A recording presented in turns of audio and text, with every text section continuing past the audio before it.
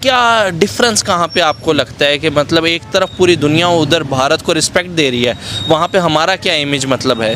तो आप दबे ही रहें, आप गिरे ही रहें और उनके जो है ना गिर के भी आप उनके छोटे छोटे काम कर दें नौकरों की तरह, तो आप सिर्फ इसी हैसियत में आप अमेरिका को कबूल है। सर इंडियन करेंसी में वो 23 कंट्री के साथ ट्रेड कर, ठीक है, उसके बाद इंडिया यतीम होने वाला है। के साबिक सीईओ ने एक बहुत बड़ी प्रेडिक्शन की है। उन्होंने कहा है कि इंडिया दुनिया की नंबर 1 इकॉनमी बनने वाला है। एक मसला इधर ये है इस्लामी स्कॉलर्स का। अच्छा, वो हर चीज में इस्लाम को अंदर ले आते हैं, हर चीज में इस्लाम को। हिंदू मुसलमान दोस्त नहीं हो सकते। उन्होंने हमें यूज़ किया अपने सिक्योरिटी पर्पसेस के लिए, क्योंकि हमारे पास एटमी हथियार थे जो कि हमने चोरी करके जोड़ तोड़ के बनाए। फिर मैं एक कश्मीरी स्टूडेंट से बात कर रहा इंस्टाग्राम पे। अच्छा, मैंने उससे कहा जी कश्मीर के हालात कैसे हैं, हम लोग यहाँ पे बड़ा आपको सपोर्ट करते हैं, आप लोगों के लिए हमने बड़ा काम किया। कहते यार मेहरबानी सपोर्ट ना किया करो, इधर 80 रुपये का लीटर पेट्रोल डलवाते हैं, उधर किधर हमने आना यार। अच्छा, इंडिया साइड कश्मीर से आपने बात की। स्टूडेंट था वो, कहता यार हम इधर बहुत खुश थे। अच्छा, आपको क्या लगती है कि जो एप्रिसिएशन है वो स्पेशली इंडिया की तरफ अगर देखी जाए अमेरिका की बहुत ज़्यादा है,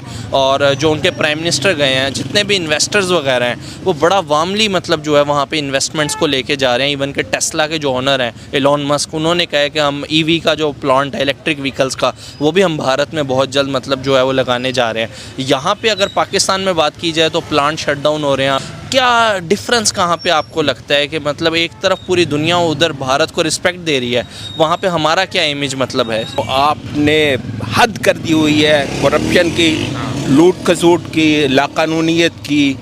तो मतलब ये है कि वो सारे का सारा मुल्क बाहर भागने को दौड़ रहा है। आप सिर्फ कुछ बिजनेसेस की बात कर रहे हैं, अगर दरवाजे खुल जाएं किसी तरीके से, मुल्क खाली हो जाए।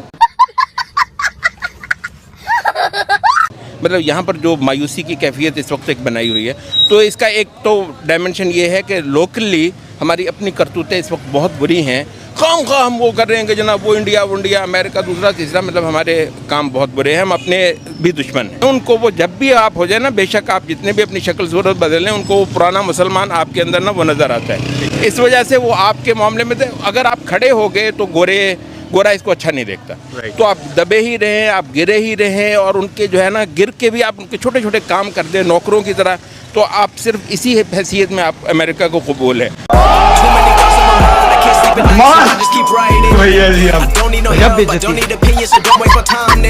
एक इंडिपेंडेंट एंटिटी के तौर पर जो बराबरी की सतह पे करें, मुझे जैसे अयूब खान ने कहा था ना कि फ्रेंड्स नॉट मास्टर्स, तो भाई साहब आपको फ्रेंड्स के तौर पर वो नहीं लेने वाले। ठीक है, तो या तो ये है कि वो आप उनके थले लगें, तो उस हैसियत में आप कबूल हैं, यानी वो इंडिया को रहे हैं, बल्कि इंडिया का जो है ना ले पालक आपको यहाँ पर बना के रखें, आप इंडिया के एक सैटेलाइट बन कर रहें, इस पोजीशन में ही वो आपको रखना चाहेंगे।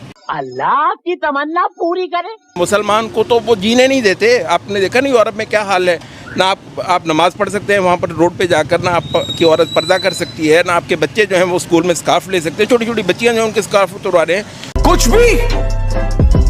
भी। तो वो ये है कि वो कोई भी आप जो है ना खुले दिल का नहीं रहा है, सवाए हमारे। आजकल दौर है सिर्फ पैसे का, सिर्फ चमक दमक का दौर है, और जो गरीब है उसके साथ कोई नहीं खड़ा होता। सेम सिचुएशन पाकिस्तान के साथ है। उन्होंने हमें यूज़ किया अपने सिक्योरिटी पर्पसेस के लिए, क्योंकि हमारे पास एटमी हथियार थे जो कि हमने चोरी करके जोड़ तोड़ के बनाए। ये बातें बताई नहीं जाती, जाके जैसे भी बनाए, लेकिन ये बनाए। लेकिन अब जब वो देखते हैं कि यार दुनिया एटम बम और ये लड़ाई झगड़े बॉर्डर शॉर्डर इनसे निकल के तरक्की की तरफ जा रही है, वसाइल पैदा कर रही है, अपनी इकोनॉमी को मजबूत कर रही है, तो वो लोग उधर शिफ्ट हो गए। उन्होंने नहीं कहा कि यार अब जंगें होंगी ये वो। तो जब बाकी OIC के मेंबर्स ने देखा कि जैसे बांग्लादेश है बाकी, उन्होंने देखा कि यार दुनिया तरक्की की तरफ शिफ्ट हो रही है, तो उन्होंने भी अपना बाइस अपने जो व्यूज़ हैं वो उधर कर दिया। और एक जो मुल्क दलदल में फंसा डूब रहा है, उसकी तरफ कौन जाए कोई? यही बात हमारे प्राइम मिनिस्टर, हमारे पॉलिटिशियंस को क्यों ना समझ आई, और क्यों नहीं अभी समझ आ रही? क्या वजह, हम दलदल में क्यों फंसते जा रहे हैं? रिलेशन बेहतर होते हैं खुद मुख्तारी की बेस पे, इज्जत की बेस पे, वकार की बेस पे मजबूत। जब जाते ही आप अगले से भीख मांगने लग जाओगे तो कहाँ से रिलेशन? जब तुर्की जा रहे हो, तुर्की जाके भी जनाब आप सब भीख का थैला मार रहे हो, सऊदीया गए हो वहाँ भी। जब एक बंदे को पता हो गया वैसा मेरे घर आ रहे हैं, इसने साल में 10 दफ़ा मेरे घर आए, 10 दफ़ा आगे पैसे मांगे, तो मैं कहूँगा यार मेहरबानी कर यार। ठीक है। के साबिक सीईओ ने एक बहुत बड़ी प्रेडिक्शन की है। उन्होंने कहा है कि इंडिया दुनिया की नंबर 1 इकॉनमी बनने वाला है। क्या कहेंगे आप उनकी इस प्रेडिक्शन पे? मैं ये कहूँगा कि एज एन इकॉनमी इंडिया बहुत ज़्यादा ग्रोथ कर रहा है IT सेक्टर में और डिफरेंट सेक्टर्स के अंदर, और हर चीज़ के अंदर उसने इनोवेशन लाई है, जिसकी वजह से वो पिछले बहुत सारे टाइम में काफ़ी सारी कंट्रीज़ को बीट करके इस वक्त नंबर 5 पे है। तो होपफुली मतलब जिस तरह वो जा रहा है, अगर उसने दिखा रहा है तो नंबर 1 पे भी जा सकता है। क्यों हिला डाला? बहुत सारी चीज़ों में इंडिया ऑलरेडी चाइना को पीछे छोड़ चुका हुआ है। अब आप देख लें कि चाइना में जितने भी मैन्युफैक्चरिंग प्लांट्स थे वो मोस्टली चाइना को छोड़कर इंडिया में शिफ्ट हो चुके हैं। उनके प्रोडक्शन बेसिस जो हैं वो अब चाइना की बजाय इंडिया में शिफ्ट हो गए हैं। उसकी सबसे मेन वजह ये है कि जो चाइना में वो सारा सीन ख़त्म हो गया, उनके पास जवान लोग नहीं रहे, जिसकी वजह से अब इंडिया में लेबर काफ़ी सस्ती है, तो अब सारी कंपनी शिफ्ट करना उधर ही पसंद करेंगी। क्योंकि और चाइना अमेरिका के जो वॉरफेयर है उसकी वजह से भी, क्योंकि ज़्यादातर कंपनीज़ हैं वो अमेरिकन बेस्ड हैं, तो वो फिर ये कोशिश करेंगे कि हम चाइना से दूर रहें, तो India is the preferred one उनके लिए। मैं एक कश्मीरी स्टूडेंट से बात कर रहा इंस्टाग्राम पे। अच्छा। मैंने उससे कहा जी कश्मीर के हालात कैसे हैं, हम लोग यहाँ पे बड़ा आपको सपोर्ट करते हैं, आप लोगों के लिए हमने बड़ा काम किया। कहते यार मेहरबानी सपोर्ट ना किया करो, इधर 80 रुपये का लीटर पेट्रोल डलवाते हैं, उधर कितना हमने आना यार। अच्छा, इंडिया साइड कश्मीर से आपने बात की। स्टूडेंट था वो, कहता यार हम इधर बहुत खुश हैं, 2-3 लाख में गाड़ी लेते हैं, उधर आपके मुल्क में किधर जलील है ना, हमारे लिए ना कुछ करो, हम इधर बड़े सुकून में जिंदगी गुजार रहे हैं। अब 180 का लीटर पेट्रोल डलवा रहा है, 260 का डलवा रहा है, आप कहाँ रहना पसंद? खास तौर पे इस्लामिक कंट्रीज के साथ अगर बात करें तो रिलेशन हमारे कैसे आपको नजर आ रहे हैं? बेसिकली ये सारी जो फॉल्ट है ना पाकिस्तान की, सिर्फ उस अफ़गानिस्तान की जंग की वजह से है। अच्छा। जिसमें पाकिस्तान ने अपनी बेसिस भी और सारी अमेरिका का सपोर्ट की अफ़गानिस्तान तबाह करने के लिए एक सेंस में, और उसामा बिन लादेन का ऑपरेशन ऑपरेट करवाने के लिए इन सेंस में।